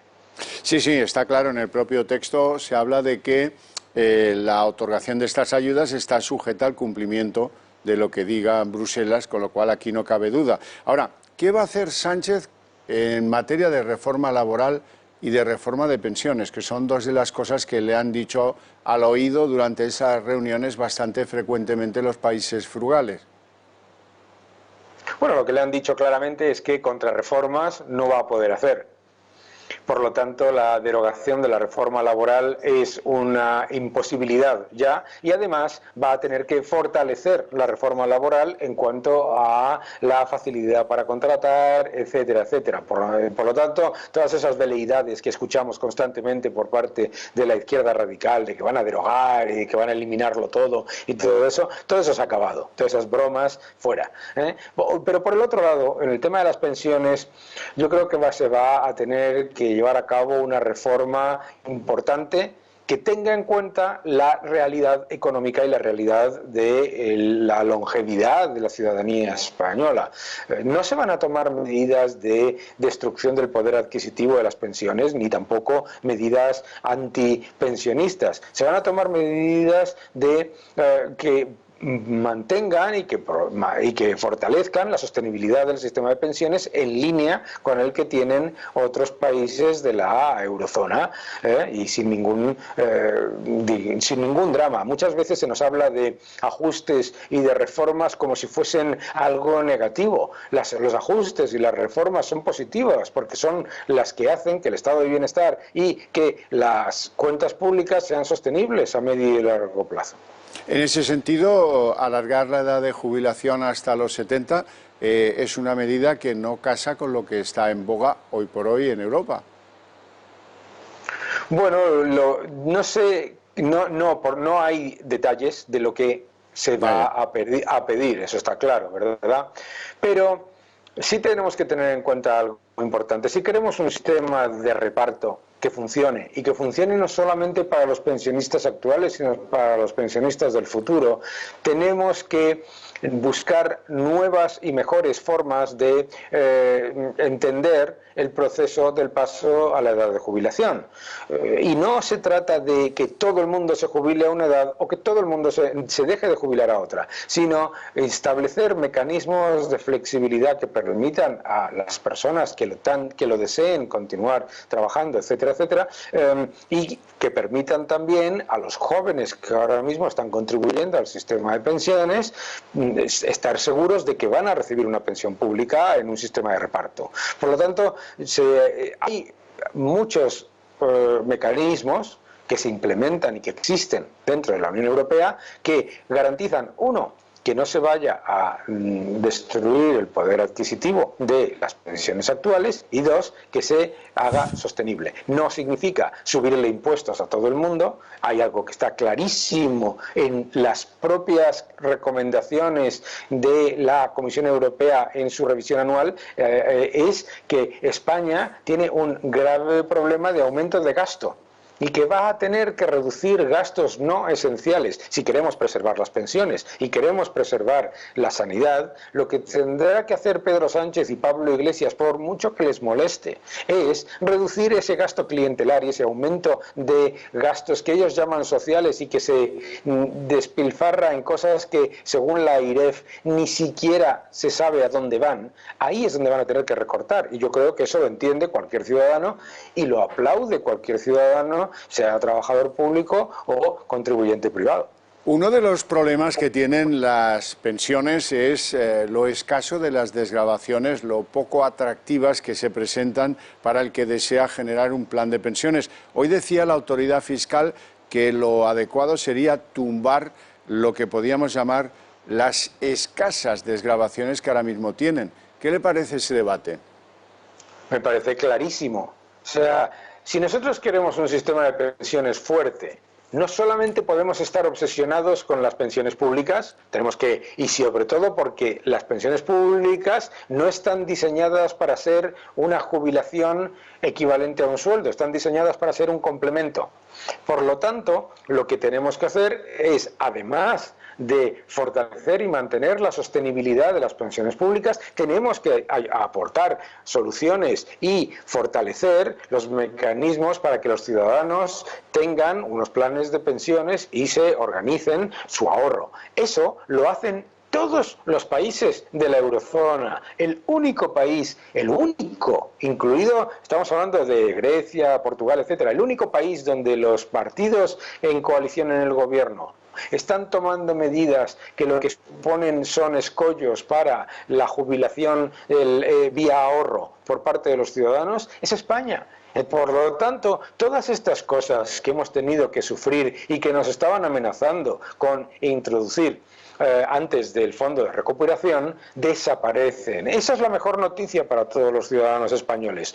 Todas las veleidades intervencionistas con las que nos amenazaba Iglesias constantemente, mueren ante la realidad de que si quieren recibir estas ayudas, o toman medidas que lo que hagan es acercarnos a la media de la Unión Europea en cuanto a medidas de atracción de inversión, de ahorro, de fortalecimiento de la economía, de la competitividad y del empleo, o nos van a eliminar del proceso de recibir esas ayudas. Recordemos cómo están estructuradas. Las ayudas se reciben muy poco en el año 2021, un poco más en el año 2022 y la gran parte se recibe en el año 2023. Eso no está hecho por casualidad, está hecho porque si los países lo que hacen es decidir tomar ese dinero y hacer lo que les da la gana, se va a poder eliminar del proceso de recepción de fondos a esos países simplemente con que uno o dos Estados miembros, vayan a la Comisión Europea y exijan que se revisen las ayudas. En lo que podríamos llamar la resaca del Consejo Europeo, estamos más cerca ahora de una recomposición del Ejecutivo con aportación de perfiles más técnicos, con reducción de carteras y probablemente pues con reducción de la agenda política en aras de menos gasto y ponerse las pilas a lo que dice Europa, ¿o no? ¿Cómo lo ve? Es que no hay otra, es que no tienen otra posibilidad. Obviamente hoy estamos recibiendo una batería absolutamente increíble de demagogia y de propaganda por parte del Partido Socialista y de Podemos, como si todo esto fuese un gran éxito para ellos, pero son perfectamente conscientes de que van a tener que adecuarse a la realidad económica de nuestro país y a la realidad de la Unión Europea, y que si queremos continuar participando de los beneficios de estar en la Unión Europea, de los que incuestionablemente este Fondo de Recuperación es una parte, lo que no vamos a poder es ir por libre en veleidades de izquierda radical trasnochadas y sobre todo absolutamente ineficientes, y ellos lo saben. absorben. Por eso tienen que utilizar la maquinaria de propaganda y de silenciamiento, por favor, por supuesto, con la que nos estamos encontrando hoy. Tienen que decir que esto ha sido un éxito brutal de Pedro Sánchez cuando no ha conseguido absolutamente nada de lo que pretendía conseguir. Tienen que decir que es un éxito de Pablo Iglesias, que lo va a gastar todo en inserción social y en no sé qué cosas, que no es cierto. Cualquiera que se haya leído el documento puede verlo, y se van a enfrentar a la realidad. ¿Cambiarán el perfil del gobierno? Tienen un problema, Pedro Sánchez tiene un problema con sus propios socios. El problema lo tiene dentro, y la solución, como no puede ser de otra manera, también la tiene dentro. Ahora mismo tiene dos opciones: o buscar la cordura y eliminar o desplazar del gobierno a los perfiles más radicales y más intolerantes, o enfrentarnos a una mucho mayor y más cruda realidad, que es que nos encontremos, como ocurrió con la última fase del plan Juncker, que lo que pasa es que de todas esas ayudas no recibimos ni siquiera un porcentaje mínimo de lo que se nos había identificado. Porque recordemos esto, aquí ahora mismo se está hablando en plan como el cuento de la lechera. Se están gastando algo que todavía no se ha pedido. Hay que presentar proyectos, que tienen que ser aprobados. Hay que presentar proyectos que tienen que ser aprobados y cuyo destino es muy específico.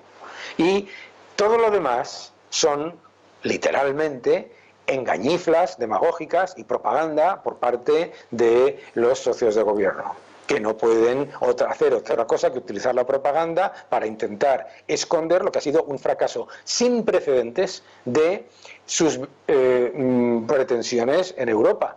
Querían muchas más subvenciones, tienen muchas menos subvenciones. Querían que fuera sin condiciones, tienen condiciones, y además cláusula de control. Y además de esas condiciones están completamente sujetas a unos proyectos específicos con un destino específico. No podía haber sido diferente, 180 grados diferente a lo que ellos pretendían. Y lo están intentando vender como un éxito. Bueno, eso es muy propio, por otro lado, de la izquierda radical. Daniel Lacalle, muchísimas gracias por sus explicaciones. Le deseo una buena tarde y hasta pronto. Gracias. Muy buenas tardes, gracias. Nos vamos a ir a publicidad, apenas unos minutos, y enseguida estamos de vuelta.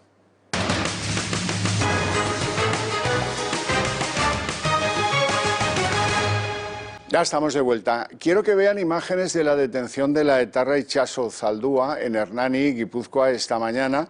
Esta es una condenada, va a ser puesta a disposición del juez de la Audiencia Nacional, Santiago Pedraz, en horas. Y Santiago Pedraz, la Audiencia Nacional la había condenado a 18 años por su aportación a la banda terrorista ETA en materia de logística armada.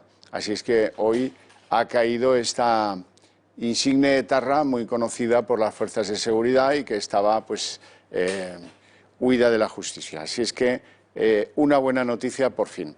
Hay que ver también, más allá de las noticias de interior, hay que ver también cómo la evolución de la pandemia, los brotes, tienen a la gente en un ahí.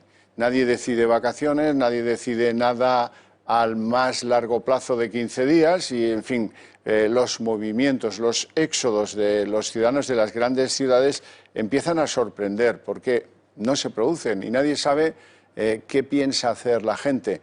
Nos lo cuenta Alberto Soto. Esta era la imagen de Madrid en julio de 2019, esta es la de ahora. Diferencias visibles y evidentes con razón. El año pasado se vaciaba por las vacaciones y todo lo contrario. Madrid, Sevilla, Barcelona, las grandes ciudades perdían en verano casi el 80% de la población según el INE. Era el éxodo veraniego. Una situación que este año se resiente. Pero ya con esto no. Con esto del coronavirus me ha dado un poquillo de miedo. Porque la realidad de muchos es crítica. Pues nos íbamos a ir a la costa, pero ya con esto nada, nos tenemos que quedar aquí en Madrid. Y encima sin trabajo, Él se queda en la capital. Operación salida, atípica la de este verano. Menos atascos, menos desplazamientos y los que se producen son dentro de España. Sí, teníamos pensado organizar algo a Oporto con mis amigas. ¿Y al final las vacaciones dónde van a ser? En Galicia, pero en mi casa donde vivo normalmente. La preferencia... Pues tenemos programado a Cádiz una semana. Claro está, es la costa. Es ahí donde los municipios solían multiplicar su población por 5 otros años. Este lo harán solo por el doble. Algunos siguen siendo reticentes a moverse por su zona, así que mucho menos lo hacen por el extranjero. El INE está analizando esos movimientos a través del polémico rastreo de los datos móviles que le ofrecen las principales compañías operadoras. Se esperan cambios cuando se interpreten esos resultados, porque este verano, sin duda, habrá menos turismo. Yo creo que mucha gente se va a quedar en su lugar, en su ciudad. Es tiempo entonces para descubrir el lugar donde vivimos con precaución y siempre cambiando el complemento del mapa turístico que antes llevábamos por la mascarilla de ahora. Estamos un poco dudando si podremos ir o no. En Madrid pasaré muchos días, sí, pero me iré una semana a Galicia y esas son mis vacaciones. Nuevos patrones de movilidad a los que no se suman todos, porque si no se quieren desplazar y tampoco tienen playa, son muchos los que tiran de fuente para refrescarse este verano. Bueno, antes hablaba aquí en el estudio José Luis Fernández de que para muchos no va a haber ayudas europeas, que las ayudas europeas empezarán a llegar el año que viene y algunos tampoco les van a llegar. Son los que trabajan en pequeños negocios, por ejemplo los de hostelería. Por ahora han cerrado 40.000 establecimientos, se prevé que puedan llegar a cerrar 85.000 y que esto produzca 1 millón de despidos. Buenas noches, Patricia Tenorio nos lo cuenta. Cada día conocemos nuevos casos de rebrotes por todo el país. Hay mucho miedo a un nuevo confinamiento, a un nuevo estado de alarma. Los que más miedo tienen, los autónomos. 7 de cada 10 aseguran que tendrán que cerrar o reducir el tamaño de sus negocios si vuelve a haber un nuevo confinamiento por el coronavirus. Eso es lo que dice el nuevo barómetro presentado por ATA, la Asociación de Trabajadores Autónomos. En concreto, dice que más de la mitad tendría que bajar la persiana definitivamente, mientras que el 15% tendría que hacer alguna reestructuración para poder continuar. Y hay más datos. El 75% de los autónomos asegura que la facturación de su negocio se ha visto reducida respecto al año pasado. Pero además, un 11% dice que no está ingresando absolutamente nada. ¿Y en qué sector se encuentra una grandísima parte de los autónomos? En la hostelería, en un bar como aquí, en un sector donde prevé el cierre de hasta 65.000 establecimientos durante este año, lo que supondría la pérdida de 900.000 y los 1,1 millón de puestos de trabajo de entre directos e indirectos. Vean este informe. El país se encuentra completamente inmerso en el verano, mientras muchas personas ya aprovechan sus vacaciones, otras aún planean cómo disfrutarán de un periodo estival muy atípico por el miedo a posibles rebrotes cada día más en aumento. Preferiría quedarme por aquí, no muy lejos, sobre todo por esto del coronavirus. Creo que hay que tener un poco de cuidado. Este verano tenía pensado irme de vacaciones más fuera de España, viajar, pero por el tema ahora del coronavirus no me fío. Trabajadores del sector de la hostelería solo ven pesimismo en el horizonte de esta temporada. Hombre, comparación el año pasado y cualquier otro año que tengamos histórico, seguramente sí. Que la gente pueda estar tranquila, que las medidas de seguridad sanitarias en los hoteles y en los restaurantes ya han sido siempre muy altas, incluso antes de la COVID, y ahora todavía más. Desde mi punto de vista creo que sí, porque la gente vive con miedo al final. No sabemos cómo va a tirar esto, si va a haber un rebrote, si no. El sector estima un descenso de 65.000 establecimientos hosteleros en 2020, mientras prevé que la pérdida de empleo ronde los 90.000 y los 1,1 millones de puestos de trabajo entre directos e indirectos. En estos momentos 40.000 negocios ya han echado el cierre y se prevé que 25.000 más lo hagan a final de año. Y en caso de que empeore la crisis sanitaria, el escenario es mucho peor. Podría verse afectada la supervivencia de hasta 85.000 establecimientos, según datos de la plataforma Juntos con la Hostelería. Además, casi el 20% de los negocios no ha abierto sus puertas desde que terminara el estado de alarma el pasado 21 de junio. En cuanto a la afluencia, la mayoría ha notado un descenso de entre un 50 y un 75% de comensales. En cuanto a la recuperación, la mayoría de los empresarios, casi el 46%, la sitúa en cifras anteriores a la crisis en 2022 y cerca del 20% en 2023. Este verano se presenta muy diferente a los anteriores, con la cautela y el miedo como una de sus principales bases. Pues lo tienen difícil, lo tienen difícil. El Gobierno también lo tiene difícil en lo que ha llegado a decir Pedro Sánchez respecto del emérito. Y no echan atrás, mantienen la misma actitud. La cuenta María Jesús Montero, que tampoco es que sirva para añadir claridad a si echan para atrás o siguen en sus veleidades. Vamos a escucharla. El propio presidente del Gobierno, yo misma, desde esta rueda de prensa en la que celebrábamos cualquier tipo de iniciativa que pasada hubiera tenido el actual jefe del Estado al objeto de dar más transparencia y confianza en relación con los asuntos que hemos conocido e igualmente los que se puedan plantear en el futuro, y por tanto tenemos poco más que añadir a esa misma declaración que ya formulamos hace unos días y en la que nos mantenemos. No celebramos nada. Dijisteis que celebraríais si, pero como sujeto, verbo y predicado no están a su alcance, pues hay que interpretarla. Hay que interpretarla y de verdad que a veces cuesta. Cuesta menos interpretar el movimiento del PNV en el País Vasco. Antonio Ortúzar contaba hoy que le han propuesto una coalición al Partido Socialista de Euskadi. Nosotros ya les hemos hecho saber que para nosotros la fórmula ideal sería un gobierno de coalición. Ayer hablábamos los dos de ese gobierno fuerte y estable. Si un gobierno es de coalición y esa coalición además tiene mayoría absoluta en el Parlamento, pues yo creo que es la quinta esencia de la fortaleza y de la estabilidad, ¿no? Y nosotros vamos a ir en esa dirección. Yo creo que también el Partido Socialista, pero entiendo y respeto que ellos no prefijen desde ahora cuál es la fórmula. Máscara de póker, no voy a reflejar emociones porque este que era periodista en su juventud sabe perfectamente que no puede salir sonriente, pero en cualquier caso repiten la coalición electoral. Sobre todo ahora la sonrisa que no se atreve a exponer proviene de que con la reasignación electoral pues es imposible cualquier otra fórmula del Partido Socialista de Euskadi con Bildu y con Podemos, que es el imaginario de lo que algunos en la izquierda de Podemos, por ejemplo, o en Bildu, se relamían. Así es que no queda otra que repetir esa coalición entre el PNV y el Partido Socialista de Euskadi. Lo que dice Ortúzar. Nada nuevo bajo el sol. Nos vamos a ir a publicidad porque a la vuelta tenemos un plan y es contarles qué es lo que pasa, en el debate lo haremos, qué es lo que pasa con la inmigración. Sabemos que son un punto caliente de esto de los rebrotes y algunas actitudes no parece que sean de lo más serio que podemos imaginar. Les hablé antes de lo que pasa en Albacete y luego les hablaremos de lo que hacen esos inmigrantes camino de las costas españolas. Pero eso será en el debate después de la publicidad.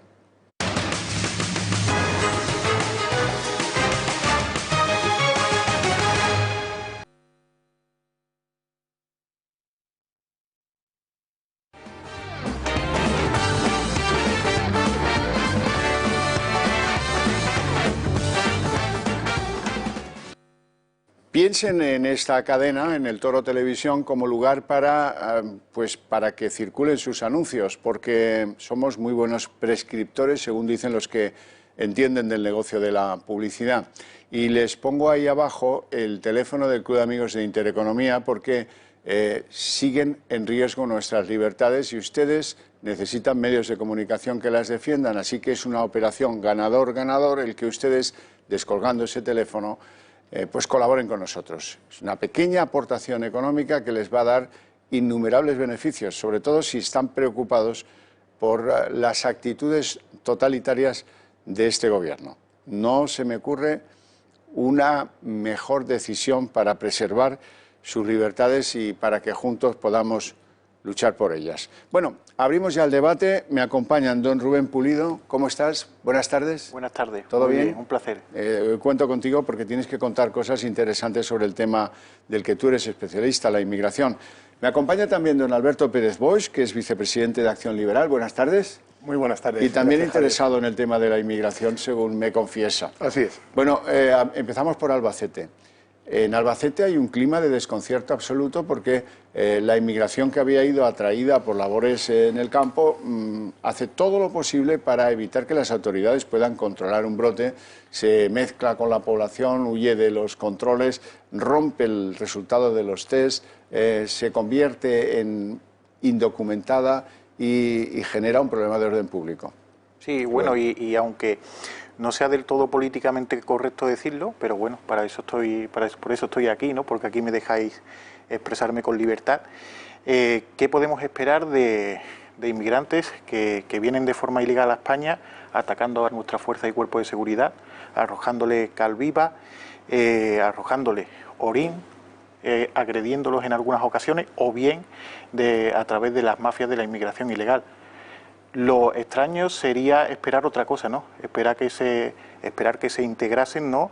Y que aportasen a nuestra sociedad. Bueno, pero este es un momento muy bueno porque se supone que esta es una sociedad que les va a ayudar caso que estén infectados o que va a trabajar para que no se infecten si es que están en riesgo y sin embargo su actitud es muy contraria a ese control. Así es, pero bueno, y es una de las consecuencias más derivadas de lo que está haciendo este gobierno para gestionar la inmigración ilegal en estos momentos. Es decir, ha pasado el estado de alarma, se cerraron unos centros de internamiento por el estado de alarma para evitar contagios y porque veían que no podían gestionar esos centros de internamiento.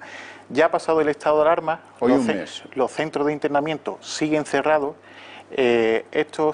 muchos de estos inmigrantes ilegales al final los han dejado en libertad, se están concentrando en estos asentamientos y es donde al final están provocando, pues bueno, como decía un poco el alcalde de Albacete, justificando lo que había ocurrido, ¿no? Viven en condiciones precarias. Bueno, no creo que eso justifique su comportamiento ni lo que bien ha citado, pero insisto, si los CIEs estuviesen abiertos, estos inmigrantes ilegales ahora mismo estarían controlados por las fuerzas y cuerpos de seguridad del Estado y no estarían concentrados en asentamientos, porque al final, si justificaba el cierre de CIEs el no poderlos controlar sanitariamente, ahora mismo estamos viendo que ocurre lo mismo, exactamente lo mismo. Alberto, si les quiere ayudar, las autoridades ahí en Albacete pretenden pues echarles una mano y no se dejan, y son un problema. Bueno, pues sí, la verdad es que está siendo un problema, en Albacete está siendo un problema, y el problema es que no solo se quede en Albacete, sino que esto además se expanda. Bueno, yo particularmente, como liberal que soy partidario de la libre circulación de personas. Dicho esto, y esto quiero que quede muy claro, ¿por qué? Porque luego viene a malentendidos, en un país donde existe un estado del bienestar, como España, la libertad de circulación de personas se hace compleja. ¿Por qué? Porque el estado del bienestar lo pagamos unos, los que colaboramos, los que cotizamos, y si al final ese estado de bienestar es limitado. La sanidad, la educación, todos esos recursos públicos son limitados, no son ilimitados como los socialistas y los comunistas creen. Por lo tanto, a ese respecto tenemos que diferenciar. ¿Qué ocurre? Como comentaba Rubén, al respecto de los CIEs, si cerramos los CIEs, estas personas que deberían de estar en un CIE están fuera, están en un asentamiento. Estas personas que hemos visto también tirando su documentación cuando vienen en embarcaciones, tirándola al mar.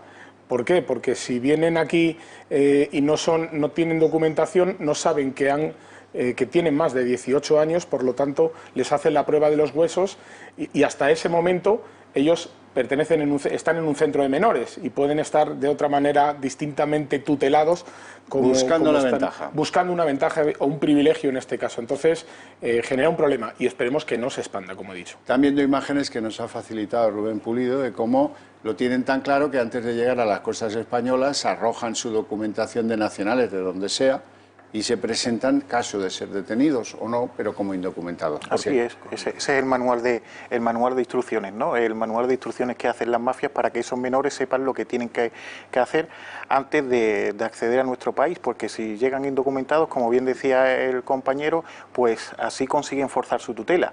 así no saben en qué paradero están sus padres, ¿no? De dónde provienen, y de esta forma pues no queda otra que tutelarlos de forma temporal o indefinida, como estamos viendo en muchos casos. Y luego, cuando llegan también a nuestro país, aparte de mentir en su edad, cuando llegan las diligencias procesales para la determinación de edad, como también apuntaba el compañero, pues tratan de adulterar esas pruebas de edad, ¿no? Tratan de mover el brazo en esas pruebas geométricas que le hacen, y ya no solo mienten, sino que tratan de esta forma de adulterarlas y que arrojen una minoría de edad. Y como se ha visto ya en estos últimos 2 años, la memoria Fiscalía General del Estado, en esta diligencia de determinación de edad, ya arroja en muchas provincias que estas pruebas geométricas al final arrojan que de a lo mejor 100 menores que llegan a nuestro país, 100 menas,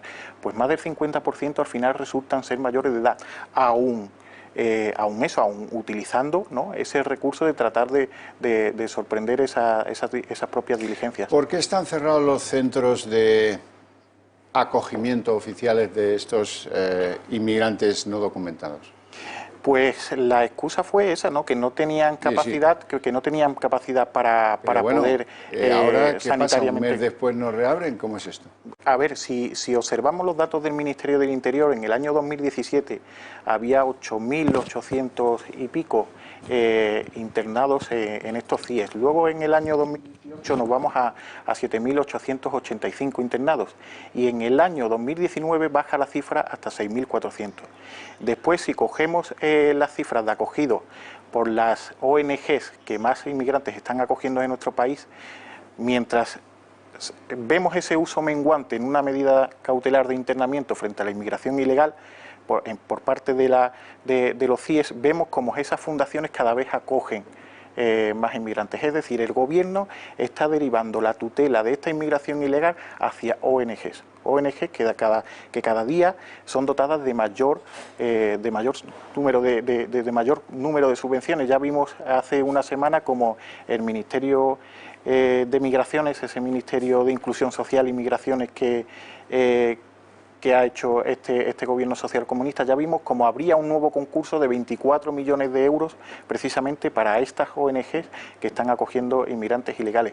Es decir, están pasando de ser tutelados, de ser controlados, mejor dicho, por las fuerzas y cuerpos de seguridad del Estado a dejar ese control en manos de ONG, de voluntarios que no sabemos qué capacidades tienen. ¿De dónde provienen brotes como los de Algeciras, el de Navalmoral de la Mata y vete a saber tú si también el de Albacete? Pero vamos a ver, Alberto, la cuestión es que cuando las autoridades de la ciudad de Albacete deciden montar un centro de acogimiento para protegerlos, para hacerles los test, para que no se contagien a ser posible pues más de los que ya puedan estar contagiados, ellos se rebelan, no quieren y se escapan de donde les quieren poner, ¿no? Pues ahí es donde tiene que entrar la justicia.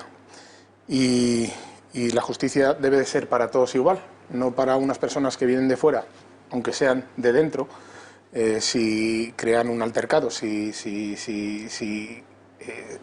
creen que están fuera de la ley, estas personas deben de estar en otro sitio a lo mejor. Y no hablo de los inmigrantes particularmente, son los inmigrantes ilegales los que están montando el lío, en este caso en Albacete, pero cualquiera que incumpla la ley debería de estar cumpliendo una pena de prisión o como mínimo preventivamente para que se aclare su situación. ¿Qué ocurre? Que si lo único que hacemos es ofrecer manga ancha para todo lo que quieran ellos hacer, como si fueran los propietarios de cualquier tierra, que al final nadie es propietario salvo de su propiedad privada, pasa lo que está pasando. Yo no justifico esto, porque esto no tiene justificación, como ha hecho antes, lo ha comentado Rubén, el alcalde de Albacete. Esto no tiene justificación ninguna. Bien sean inmigrantes ilegales, o bien sean inmigrantes legales, o bien sean españoles nacidos en este país. No tiene ningún tipo de justificación que alguien, porque sí, por el artículo 33... Contrapongamos eso que le pasa a un español que va sin mascarilla porque se la ha olvidado en casa y le cascan 100 euros de multa. Correcto. En todos los sitios donde la mascarilla es obligatoria, que ya solo no lo es en Madrid y en Canarias.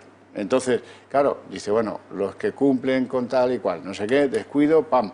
Y estos pueden ir haciendo lo que quieran porque nadie se atreve atacar ese problema? ¿Falta firmeza en interior? Nada, normas garanticidas, permisividad en exceso, y al final nos vemos en capítulos como el de Albacete, que puede sembrar un precedente, que no es el único asentamiento de inmigrantes ilegales que hay en España, que en Andalucía, de donde vengo yo, hay muchos. La zona de Huelva está llena de asentamientos de estos inmigrantes ilegales. Entonces, ellos ven estas imágenes y dicen, bueno, pues esto es lo que tenemos que hacer para que mejoren nuestras condiciones en esos asentamientos, que al final... yo hablando con la Policía Nacional a raíz de cuando sucede un hecho de estas características, me gusta siempre informarme a través de amigos que tengo las fuerzas y cuerpos de seguridad del Estado, ellos me decían que la intencionalidad en muchas ocasiones que se esconde detrás de estas protestas es que al final el gobierno termine dándoles una vivienda o en algún centro de acogida, habilitándole pues habitaciones o que sean derivados a estas ONGs que en estos momentos pues se encargan de acogerlo gustosamente, porque por cada plaza reciben una cuantía. Bueno, y en muchos casos son los que hacen la manga ancha y los que miran para otro lado cuando se fugan de la pensión o el lugar donde les tengan alojados. Quiero que vean el siguiente paso. El siguiente paso, superado el control de donde puedan estar, pues quiero que vean lo que pasa cuando empiezan a ocupar viviendas y cómo dejan sin ellas a sus propietarios legales, en este caso en Cataluña. Vean el siguiente trabajo. Atención, esto es un vídeo grabado ahora mismo por mí, Luis García, en Santa Margarita, Rosas, provincia de Girona, el día 15 de julio aproximadamente a las 11 de la mañana. Esto es una pareja de personas que llegan a su apartamento y se lo encuentran ocupado por un negro. Es decir, ha venido la policía, los Mossos d'Esquadra, ahí pueden ver uno de los coches, han estado dándole 1000 vueltas y se han ido, porque este hombre que ha ocupado la casa tiene todos los derechos. Yo no sé cómo va a acabar esto porque me tengo que poner a trabajar y no puedo grabar esto hasta el final, pero estoy seguro de que esta pareja de ancianos que se han pagado su apartamento honradamente, esta noche se van a tener que ir a un hotel para no tener que echar a los ocupas de aquí. Señores, sigan ustedes votando a Podemos, esto es lo que hay. Es un poco el mundo al revés, Alberto. Sí, bueno, yo me gustaría hacer una puntualización. Ahí estaba un negro, habla de un negro. Hay una persona, da igual, que sea negro, que sea blanca. Hay una persona que ha usurpado una propiedad privada. Y en España, por desgracia, y en el artículo 33 de la Constitución española, no nos da las garantías a los propietarios que debiéramos tener.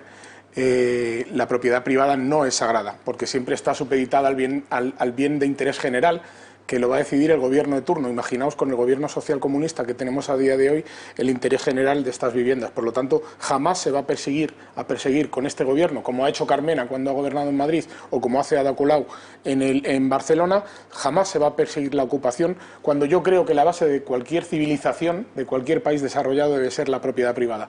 La propiedad privada debe ser sagrada y en España, por desgracia, y lo estamos viendo en este vídeo, no lo es. Sea un negro, un blanco, sí, sí, un chino No, la cuestión es que llega la policía, el tío dice, no, yo estoy aquí, de aquí no me saca nadie, y se van. Y ahí se quedan esos señores mayores, esa pareja mayor, pues en el hotel, esperando que alguien le resuelva el conflicto, que ya verás tú lo que van a vivir a continuación, ¿no? Rubén. Bueno, yo imagino que las alusiones, ¿no?, de la persona que graba el vídeo es de Cataluña, ¿no? Es de la grabación. Yo me imagino que la alusión, no el decir, el etiquetar, el decir es un negro, es por las altas cifras de ocupación ilegal que está habiendo en Cataluña por parte de la inmigración, por parte de exmenores tutelados, ¿no?, de exmenas que se está viendo como por la parte de Mataró, de la comarca también de Cerdanyola del Vallés y demás, están empezando a ocupar viviendas y a ocupar pisos. Son exmenores tutelados que ya, bueno, ya ha salido incluso publicado en algún medio, cosas que a veces son extrañas, pero ya ha salido publicado como menores que antes estaban tutelados por el gobierno de la Generalitat, menores extranjeros no acompañados, pues están ahora ocupando diversas viviendas en toda esa comarca. Entonces imagino que las alusiones tan específicas es por eso, porque es algo que se está dando más en estos momentos en Cataluña por parte de la inmigración ilegal, pero sí, obviamente es algo totalmente denunciable, sea de la nacionalidad que sea el que realice esta ocupación, ¿no? Bueno, cambiamos de asunto. ¿Qué les ha parecido a ustedes el final de la negociación de las ayudas con Europa. Los aplausos a Pedro Sánchez al entrar en la Moncloa. ¿Será suficiente el dinero que va a llegar? ¿Cuándo va a llegar ese dinero? Llegará tarde para muchos españoles que están cerrando, antes lo veíamos, los bares, los restaurantes están con el agua al cuello, muchos de ellos en la UCI. Y para esos, pues este dinero que viene para financiar la resiliencia, para financiar actividades que interesen a los europeos, verdes, etcétera, etcétera, para esos no va a haber. Alberto. Bueno, pues esto es un rescate. Esto es un rescate en toda regla. Lo que pasa que se llama Fondo de Reconstrucción Europeo, pero esto es un rescate en toda regla. Lo que a mí no me queda muy claro, y he intentado durante todo el día, porque ha sido de madrugada cuando han llegado al acuerdo, durante todo el día buscar información, es del condicionado detallado, porque sí hablan del condicionado, el condicionado de ajustes, el condicionado de no eliminar la reforma laboral, en este caso de 2012, que es la base de la recuperación económica de este país, preservar la sostenibilidad del sistema de pensiones, algo que es inviable en España. Por lo tanto, si tienen esa exigencia y no está detallada como estamos comentando, o al menos no la han detallado, yo creo que la responsabilidad del presidente del Gobierno es explicarle a los españoles qué es lo que va a tener que hacer. Dice el texto de las ayudas, sí. La Comisión evaluará los criterios de coherencia con las políticas de empleo, de interés general para Europa, de avanzar en una economía más sostenible y de resiliencia. Todas estas ayudas serán sujetas al cumplimiento de las instrucciones que dé la Comisión. O sea que claro, está claro, ellos exigen aunque no conozcamos la letra menuda, está claro la orientación que le dan a las ayudas.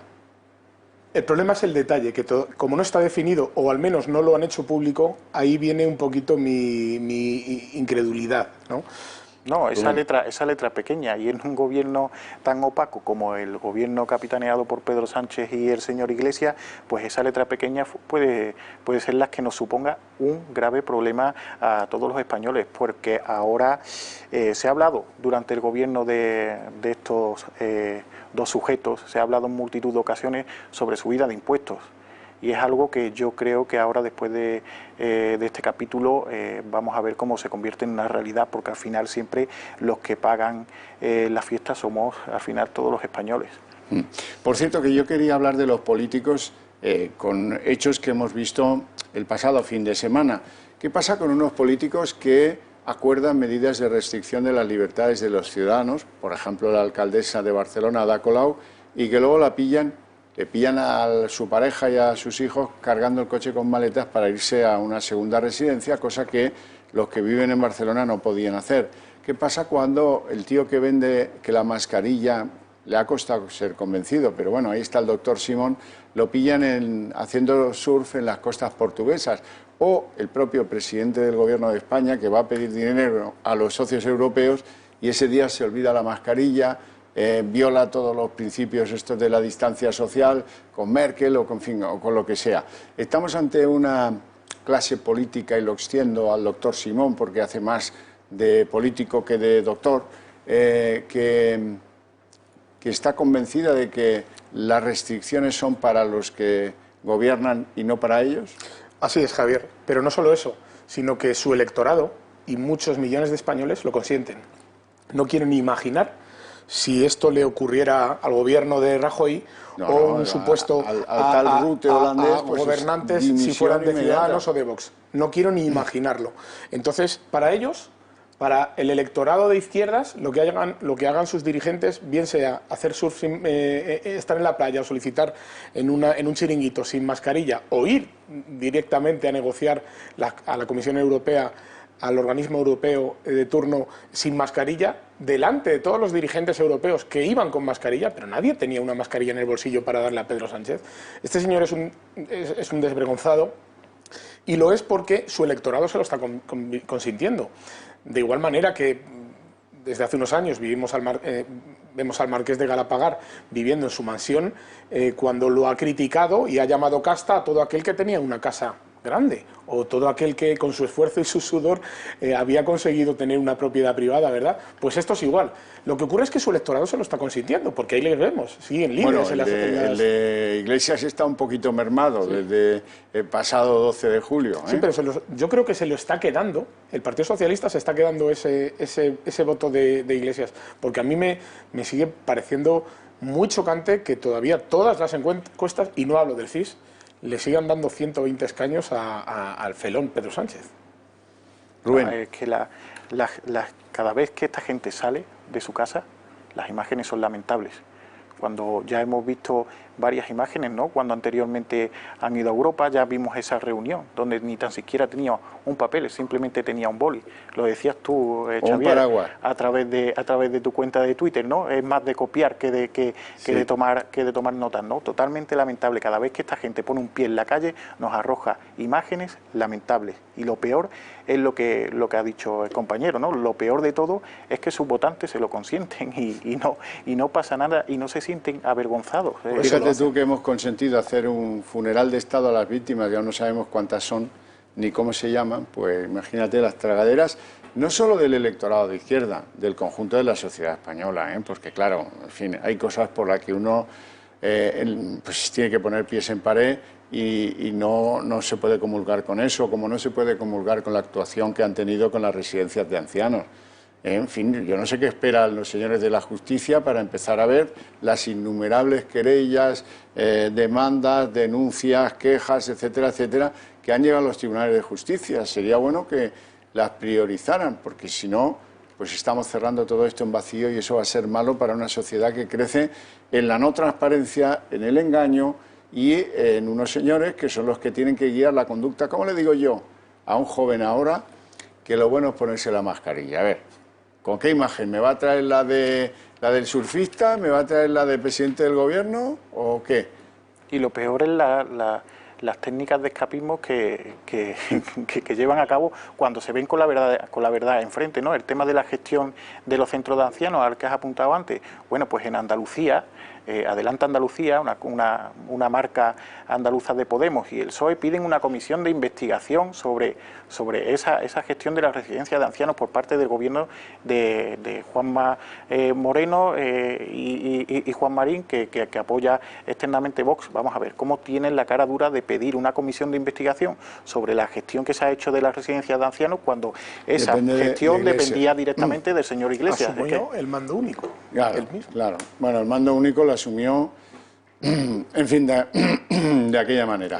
No tenemos tiempo para más, lo dejamos aquí. Os agradezco mucho a los dos vuestra presencia en el programa y la suya y su paciencia desde sus hogares. Les espero mañana a las 6:30 de la tarde. Muchísimas gracias.